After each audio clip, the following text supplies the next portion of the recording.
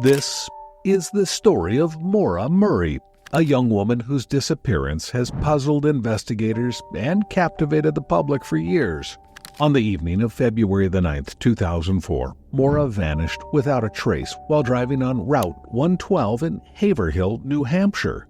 What happened to Maura on that fateful night? Where did she go? Despite the extensive searches and countless leads, her fate remains unknown to this day. If you have any information on Maura's disappearance, please contact your nearest law enforcement agency.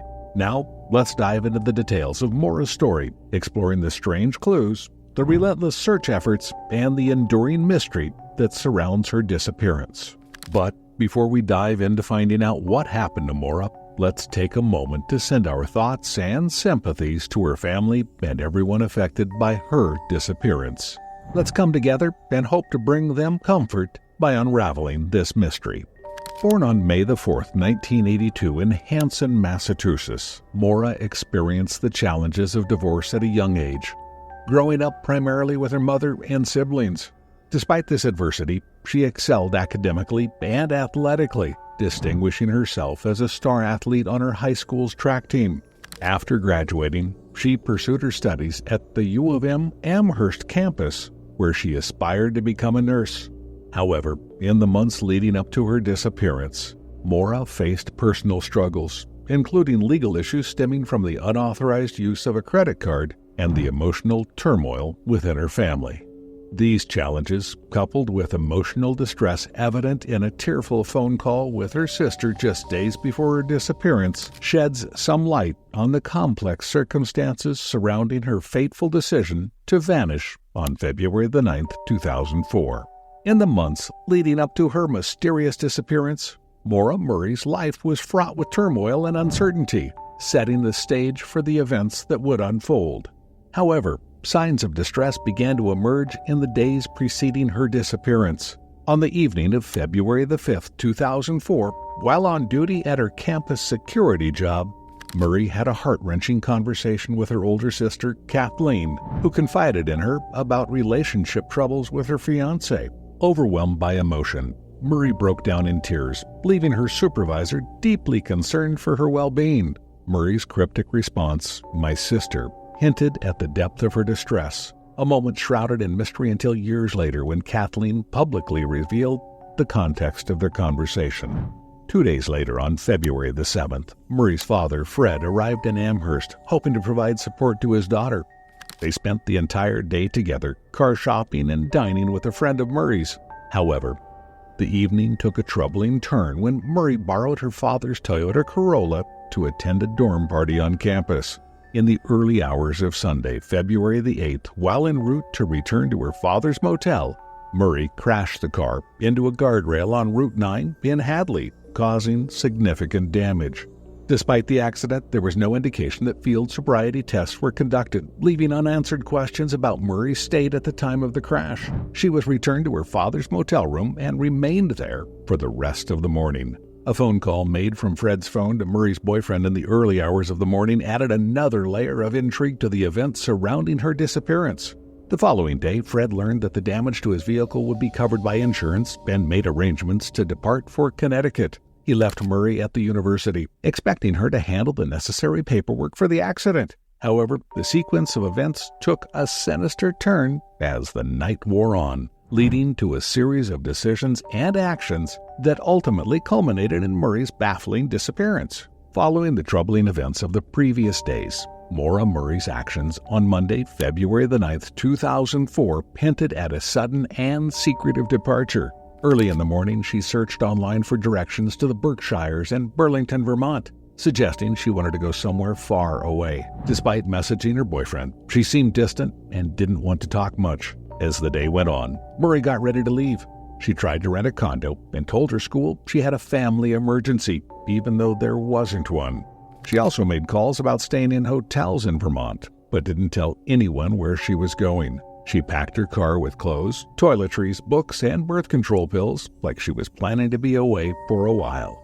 In the afternoon, Murray left campus and headed out in her car, which was packed with her stuff. She took out cash and bought a lot of alcohol. Then, between 4 and 5 p.m., she left Amherst, driving north on Interstate 91. Nobody knew where she was going or why, adding to the mystery of her disappearance. Murray's sudden departure left behind many unanswered questions, leaving people wondering what happened next. As evening descended on February the 9th, 2004, the mystery of Maura Murray's disappearance began to unfold. It all started when her car was found crashed on a quiet New Hampshire road. A local resident spotted the wreck and called the police. By the time they arrived at 7:46 p.m., Maura was nowhere to be seen. Her car was damaged, with its windshield cracked and airbags deployed. Inside, there were peculiar findings: stains resembling red wine, an empty beer bottle, and even a box of wine. However, her essential belongings like her debit card and phone were missing. A nearby bus driver recounted seeing Maura standing near her car. She appeared cold and shivery, but she insisted that he shouldn't call the police, claiming she had already sought help.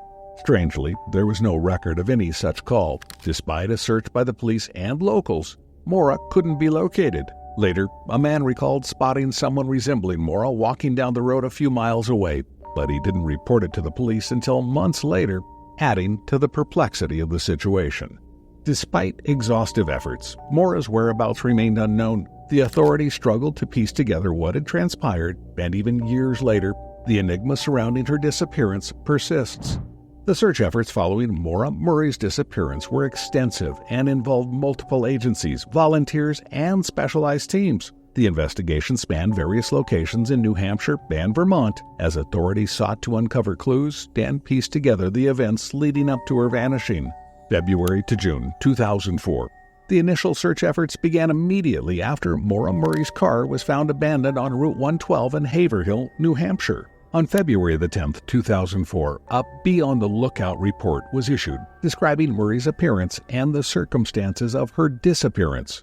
Her father, Fred Murray, was initially unaware of the situation due to being out of state for work.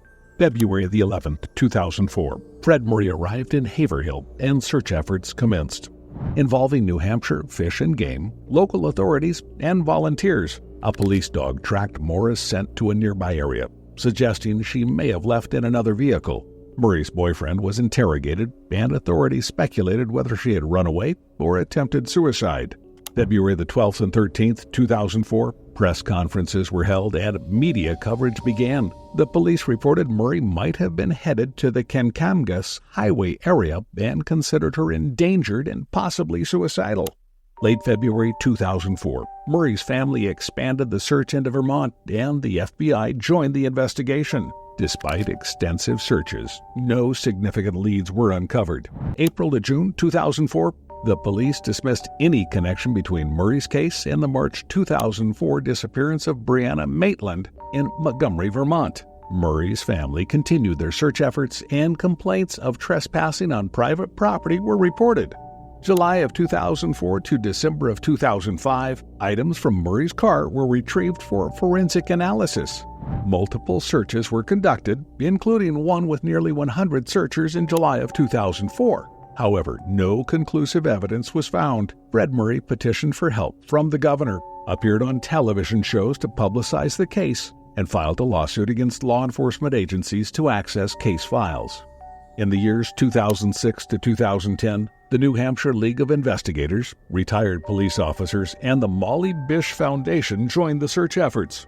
Volunteer-led searches were conducted, including one in October of 2006 that sparked interest due to cadaver dogs' reactions to a nearby house. The case was added to a statewide cold case unit, and Fred Murray criticized the investigators for not treating it as a criminal matter. 2011 to present, despite periodic activity in the investigation, credible sightings of Maura Murray have been lacking. Fred Murray reiterated his belief that his daughter was dead and raised suspicions about a nearby house. Bone fragments found on Loon Mountain in 2021 were determined not to be Murray's remains. In January 2022, the FBI issued a national alert in her case, and in February of 2024, an age progression photo was released on the 20th anniversary of her disappearance.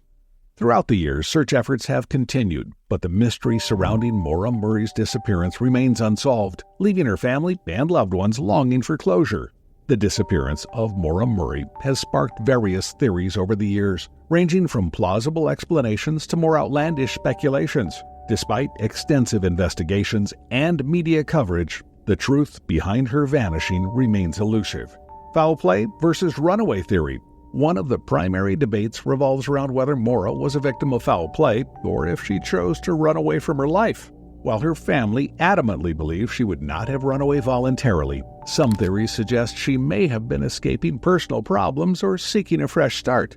However, the lack of evidence supporting either theory has left investigators and the public perplexed.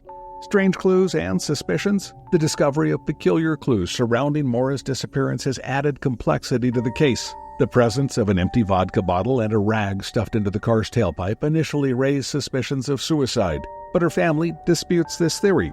Additionally, a rag found in a nearby mailbox sparked speculation about possible involvement by a kidnapper or assailant, although no concrete evidence has been found to support this hypothesis. Despite the extensive media coverage and investigations, numerous unanswered questions remain surrounding Maura's disappearance.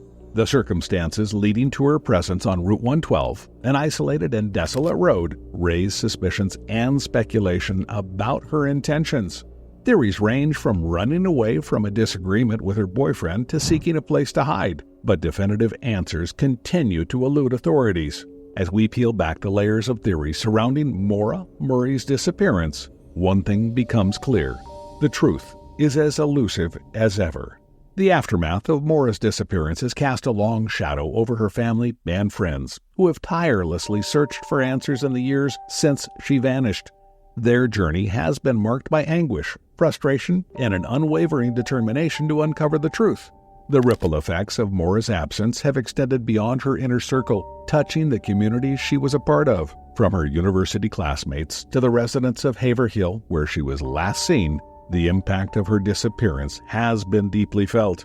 In the wake of Maura's disappearance, important questions have been raised about the handling of missing persons cases. The spotlight on her story has prompted discussions about the broader issues surrounding missing persons investigations. The enduring quest for answers in Maura's case has served as a catalyst for greater awareness and advocacy in the realm of missing persons. What are your thoughts on Maura Murray's disappearance and its aftermath? Share your insights and join the conversation in the comments below. Once again, if you have any information on Maura's disappearance, please contact your nearest law enforcement agency. Don't forget to like, share, and subscribe for more updates on unresolved mysteries and true crime stories.